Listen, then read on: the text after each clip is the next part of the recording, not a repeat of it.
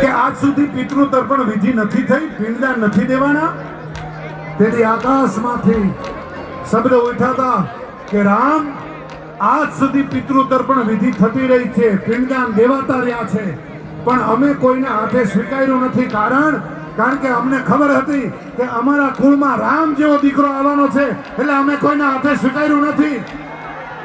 એમ સાહેબ, આપણે આદરણીય નરેન્દ્ર મોદીને હજારો વાર ધન્યવાદ આપીએ કે આ જે એને સોમનાથ મહાદેવનો જે ઉત્સવ કર્યો છે એને કરોડો વાર સલામ કરીએ સાહેબ.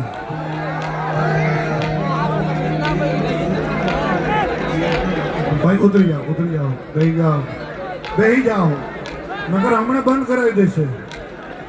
બેહી જાઓ. ભાઈ તમે બે આની ઉપર નથી બેઠા ને, એની ઉપર બેઠા, એની ઉપર. વાહ, બેહી જાઓ. હા બસ, તમે નીચે વયા જાઓ, નીચે. બસ, હા, નીચે બેહી જાઓ.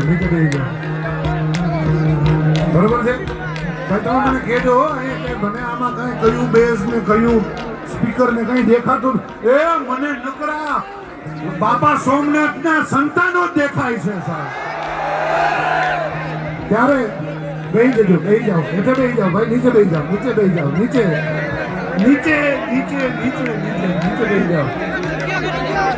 એટલે આ લોકો બીજી વાર બોલાવશે નહીં કે એનામાં માણા હમાતું નથી બ્રિજરાજ દાનમાં, આપણે એને નથી બોલાવવા. એવું થાય એ કરતા બેહી જાઓ.